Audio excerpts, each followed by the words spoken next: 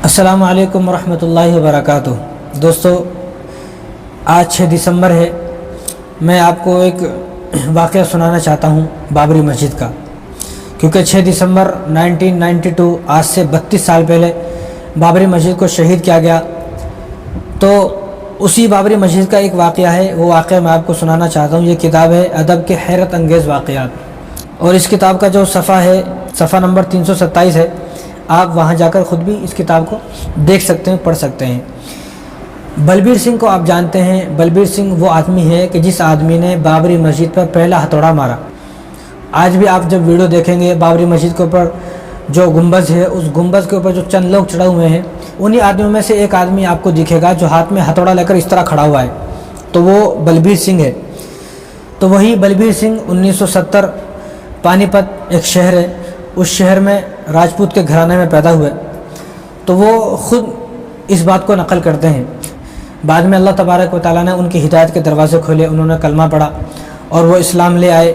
मौलाना कलीम सिद्दीकी साहब के हाथ पर वो ईमान लाए, और मौलाना कलीम सिद्दीकी साहब के लिए भी दुआ करें। तो ये जो वाक़या है, इस वाक़े में आप मौलाना के बारे में भी सुनेंगे। तो वो ये बताते हैं कि 1990 में एडवानी की यात्रा थी। तो वो एडवानी की कहने पर और एडवानी की यात्रा में उन्होंने बढ़ चढ़ के हिस्सा लिया, और उन्होंने कसम खाई कि वो अयोध्या में राम मंदिर बनाकर ही दम लेंगे। यानी बलबीर सिंह ने खुद कहा कि मैंने कसम खाई कि अब तो मैं राम मंदिर बनाकर ही दम लूँगा और बाबरी मस्जिद को गिरा कर ही मानूंगा। तो 2 साल तक वो आते रहे जाते रहे, लेकिन वो ये बताते हैं कि हम लोग 4 दिसंबर 1992 को अपने साथियों के साथ, जिसमें मेरा दोस्त सोनीपत का था, उसका नाम योगेंद्र पाल था। ये पानीपत के थे। पानीपत सोनीपत दोनों भी आसपास, दोनों शहर हैं, दोनों भी आसपास हैं। तो ये थे, और बलबीर सिंह और इनका एक दोस्त था जो सोनीपत के थे, उनका नाम है योगेंद्र पाल। और जो योगेंद्र पाल था, उसके जो वालिद साहब थे वो सोनीपत के एक बहुत बड़े ज़मींदार थे। तो वो सोनीपत और पानीपत से चले। तो ये बताते हैं कि हमने उमा भारती का भाषण सुना, जिसने हमारे अंदर आग भर दी। जैसे ही हमने उमा भारती का भाषण सुना, तो हमने इरादा कर लिया कि अब मस्जिद को गिरा देना है।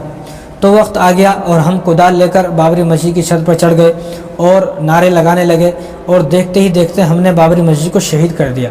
इन्ना लिल्लाहि व इन्ना इलैहि राजिऊन, ये इन्हीं की ज़बान से है। अब आगे सुने आप अजीब बात। तो ये बताते हैं कि जब हम लोग पानीपत वापस आए, यानी मस्जिद को तोड़ दिया, मस्जिद को शहीद कर दिया, तो हम लोग जब पानीपत वापस आने लगे, तो जो मेरे साथ एक दोस्त था जिसका नाम योगेंद्र पाल था, तो उसने बाबरी मस्जिद की 2 ईंटें ले ली सबूत के लिए कि हम अपने गांव में जाएंगे और अपने गांव में ये 2 ईंटों को सबूत के तौर पर लोगों को दिखाएंगे कि हमने बाबरी मस्जिद को तोड़ा और ये उसी मस्जिद की 2 ईंटें हैं। सबूत के तौर पर इन्होंने ले ली। तो लोगों ने काफ़ी मना किया, तो ये नहीं माने। तो योगेंद्र ने नफ़रत में इन ईंटों पर पेशाब कर दिया। रास्ते में उसको पेशाब आया जब वो बस में जा रहे थे, तो उन्हीं 2 ईंटों पर पेशाब कर दिया। हालांकि ये 2 ईंट कहाँ की है, ये बाबरी मस्जिद की 2 ईंटें हैं। इन 2 ईंटों पर इसने पेशाब किया।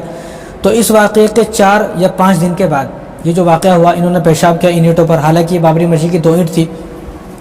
4-5 दिन के बाद सिर्फ योगेंद्र पाल का दिमाग ख़राब हो गया और वो पागल हो गया, मजनू हो गया, दीवाना हो गया। और इस तरह दीवाना हो गया कि वो अपने कपड़े उतार कर नंगा जो है वो गलियों में फिरने लगा। यानी उसको कितना भी कपड़ा पहनाते तो वो उन कपड़े को तार तार करके फाड़ देता और उन कपड़े को उतार देता, निकाल देता, फेंक देता, और नंगा पूरे गांव में फिरने लगा। अब उसके वालिद बहुत परेशान हुए, क्योंकि वो उनका इकलौता बेटा था, जो उनके वालिद साहब थे। तो वालिद साहब का इकलौता बेटा था वो। वालिद साहब ने काफ़ी उनको इलाज कराया, यहाँ ले गए, वहाँ ले गए, बहुत आमिलों के पास भी ले गए, डॉक्टरों के पास भी ले गए, हकीमों के पास, तबीबों के पास, हर जगह ले गए। कोई जगह उन्होंने छोड़ी नहीं जहाँ उन्होंने उसको ना दिखाया हो। हर जगह उसको बताया, हर जगह उसको दिखाया। बजाय उसकी हालत ठीक होने के, और उसकी हालत जो है ख़राब हो रही थी, दिन ब दिन बिगड़ती जा रही थी। तो जब वो परेशान होकर अपने गांव में आ गए, और उनका जो ये बेटा था पूरे गांव में नंगा फिरने लगा कपड़े उतार कर, और पागल हो गया, बिल्कुल जैसा पागल होते हैं, आप भी जानते हैं किस तरह होते हैं पागल। तो जब वो बिल्कुल परेशान हो गए, आजिज़ हो गए, तो किसी ने उनको इत्तला दी कि मौलाना कलीम सिद्दीकी साहब जो फुलत के अंदर हैं मुजफ्फरनगर में, आप वहाँ चले जाएं, उनके पास चले जाएं, हो सकता है वो आपका इलाज कर दें। कोई, उन्होंने बहुत सारे लोगों का इलाज किया है जो पागल दीवाना उनके पास जाते हैं। तो उन्होंने जब मौलाना कलीम सिद्दीकी के बारे में पता किया तो मालूम हुआ, तो वो लोग इस अपने बेटे को लेकर जाने वाले थे मौलाना कलीम सिद्दीकी के पास। लेकिन उनको पता चला कि सोनीपत और पानीपत के पास एक गाँव है बवाना। तो उनको पता चला कि मौलाना यहीं आने वाले हैं बवाने में। تو جب مولانا بوانے میں آئے تو وہ اپنے لڑکے کو مولانا کے پاس زنجیروں میں جکڑ کر لے گئے، ہاتھ بھی باندھے ہوئے تھے، پیر بھی باندھے ہوئے تھے، اور بدن پر جو ہے وہ چھوٹا سا کپڑا ڈھکا ہوا تھا، اور وہ مولانا کے پاس لے گئے، مولانا کلیم صدیقی صاحب کے پاس۔ تو دوپہر کو ظہر کے وقت سے پہلے مولانا کلیم صدیقی صاحب بوانا گاؤں آئے، تو انہوں نے یہ پورا قصہ سنایا کہ اس نے 2 اینٹوں پر پیشاب کیا جو بابری مسجد کی 2 اینٹ تھی، تو اس پیشاب کرنے کے 4 دن کے بعد ان کے ساتھ یہ معاملہ ہوا ہے۔ تو حضرت مولانا نے جب اس بات کو سنا تو حضرت مولانا نے اپنا سر ایسا پکڑ کر جو ہے ایسا پکڑا، اور سر پکڑ کر آپ بیٹھ گئے، اور آپ جو ہے وہ بہت افسوس کرنے لگے۔ تو مولانا نے ان کے والد صاحب سے کہا کہ تم نے اس کو روکا کیوں نہیں؟ تو انہوں نے کہا کہ ہم نے تو اس کو بہت زور لگایا تھا، بہت روکا، ہم نے منع کیا تو مت جا، لیکن وہ نہیں مانا، وہ چلا گیا، کیونکہ اوما بھارتی نے ایسا بھاشن دیا تھا کہ لوگ خود بخود جانے پہ مجبور ہو گئے۔ تو مولانا نے کہا کہ اللہ کے گھر کو گرا کر اس نے بہت بڑا گناہ کیا ہے، بہت بڑا ظلم کیا ہے۔ تو مولانا نے یہ کہا آگے کہ آپ ایسا کریں کہ اللہ تبارک و تعالیٰ کے سامنے گڑ گڑا کر معافی مانگے، اور اللہ تبارک و تعالیٰ تو ستار ہے، غفار ہے، سب کو معاف کرنے والا ہے۔ تو مولانا کلیم صدیقی صاحب مسجد میں گئے، اور مسجد میں جا کر گڑ گڑا کر اس کے لیے آپ نے دعا کی، اس کے لیے آپ دعا کرتے رہے، گھنٹوں تک آپ دعا کرتے رہے۔ لیکن اللہ کا کرم ایسا ہوا، جب کئی گھنٹے تک آپ نے اس کے لیے دعا کی، لوگ بھی باہر جو ہے وہ چیخ پکار مار کر رونے لگے، کیونکہ آپ جو ہے وہ آہستہ سے دعا نہیں کر رہے تھے، بلکہ آپ بلند آواز سے دعا کر رہے تھے۔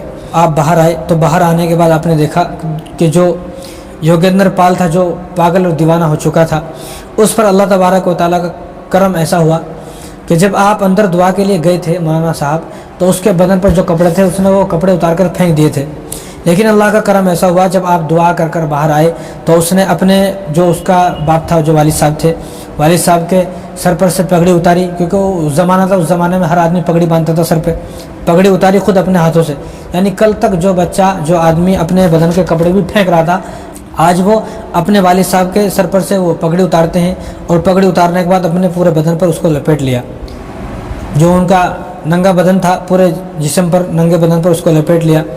اور چند دن کے بعد، یعنی اب کچھ نارمل 50% ٹھیک ہوا، اور چند دن کے بعد لوگوں نے دیکھا کہ وہ آدمی جو پاگل ہو چکا تھا بابری مسجد کی 2 اینٹوں پر پیشاب کرنے کی وجہ سے، آج وہ بالکل ٹھیک ہو گیا۔ تو پھر ایک وقت ایسا آیا کہ یوگیندر پال اور اس کے والد صاحب دونوں حضرت کے پاس آئے، اور حضرت کے پاس آنے کے بعد اپنے خود سے انہوں نے کلمہ پڑھا، اور خود سے ایمان لائے، اور خود سے اسلام کو قبول کیا، زبردستی نہیں کی۔ نہ مولانا نے ان سے یہ کہا کہ بعد میں جب یہ ٹھیک ہو جائے گا تمہیں میرے پاس آنا ہے، کلمہ پڑھنا ہے، اسلام کو قبول کرنا ہے، کچھ نہیں کہا، بس مولانا نے ان کے واسطے دعا کی، وہ ٹھیک ہو گئے، آپ آ گئے۔ چند دن کے بعد ہی جب وہ بالکل ٹھیک ہو گیا تو دونوں باپ بیٹے آئے پورے خاندان کے ساتھ، پوری فیملی کے ساتھ، اور ان کی پوری فیملی نے کلمہ پڑھا۔ یہ جو بلبیر سنگھ ہے، ان کا نام بعد میں محمد عامر ہوا، انہوں نے بھی بعد میں کلمہ پڑھا، اللہ تبارک و تعالیٰ نے ان کو ہدایت دی۔ اب ان کی وفات ہو چکی ہے 2-3 سال پہلے، تو ان کے لیے دعا کریں، اللہ تبارک و تعالیٰ ان کی بھی مغفرت فرمائے۔ تو آج مولانا کلیم صدیقی صاحب جو جیل کے اندر بند ہیں، اللہ تبارک و تعالیٰ ان کو رہائی عطا فرمائے، ان کے لیے بھی دعا کریں، کیونکہ انہوں نے کسی آدمی کو زبردستی کلمہ نہیں پڑھایا، ہرگز زبردستی کلمہ نہیں پڑھایا، اور یہاں سے چلے گئے۔ یہ کتاب میں بات صاف لکھی ہوئی ہے کہ چلے گئے، جانے کے بعد کئی 20-25 دن کے بعد جب وہ بچہ بالکل ٹھیک ہو گیا، اس کے بعد وہ خود آئے، انہوں نے کلمہ پڑھا۔ تو آپ نے کسی کو زبردستی کلمہ نہیں پڑھایا، اور قرآن میں اللہ تبارک و تعالیٰ نے صاف ارشاد فرما دیا ہے لا اکراہ فی الدین، کہ دین کے اندر زبردستی ہے ہی نہیں، دین کے اندر کوئی زور زبردستی نہیں ہے، کسی کو بندوق کی نوک پر اور چاقو کی نوک پر زبردستی کسی کو کلمہ نہیں پڑھایا جائے گا۔ اگر کسی آدمی کو بندوق کی نوک پر کلمہ پڑھا بھی دیا تو اس کا کلمہ کوئی قابل قبول نہیں ہے، اس کو مسلمان نہیں مانا جائے گا۔